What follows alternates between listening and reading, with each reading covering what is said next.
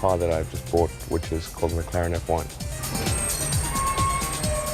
There are 62 McLarens in the world, and I will own one of them.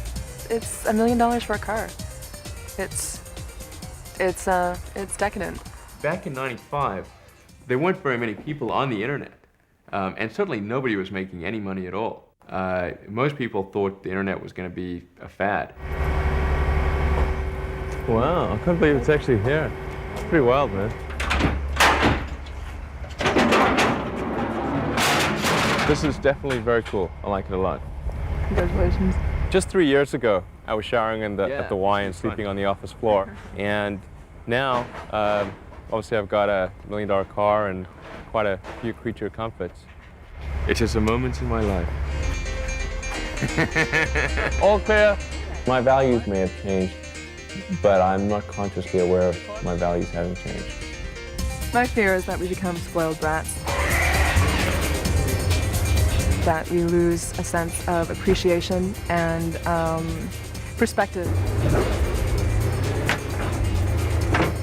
It's the perfect car for Silicon Valley, it really is.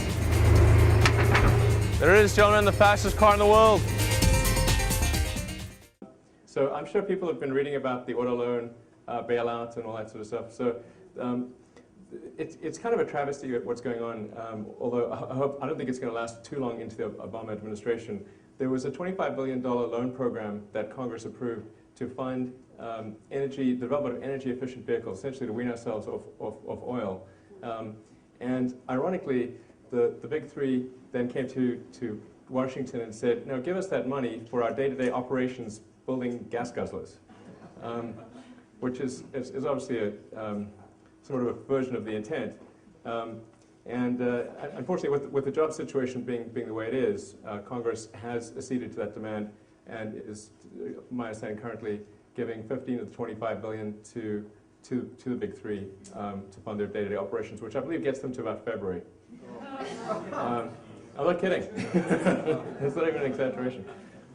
Although the Speaker, Speaker Pelosi, has also said that as soon as the new administration comes in, they're going to replenish that fund. So I think it'll be okay. But certainly, if you have the opportunity to express to anyone in DC or in the press the importance of developing clean energy vehicles, please take the opportunity to do so.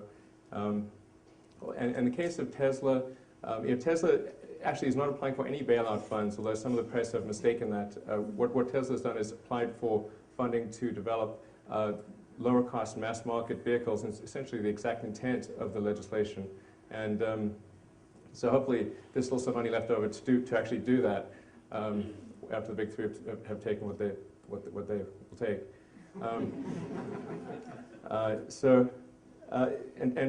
The Tesla Roadster, I think a lot of people are familiar with that. That's the two-seater sports car. In fact, my car, which is production unit 1, is parked outside. If anyone's curious to see it, there's also a Tesla Sales and Service Center on Santa Monica Boulevard. So if you want to pop in and take a look at the car at that time, you're also welcome to do so. We're about to deliver our 100th production Tesla next week, and that's interestingly enough, our 100th customer is Sam Perry. If anybody watched when Obama won and Oprah was crying on some guy's shoulder,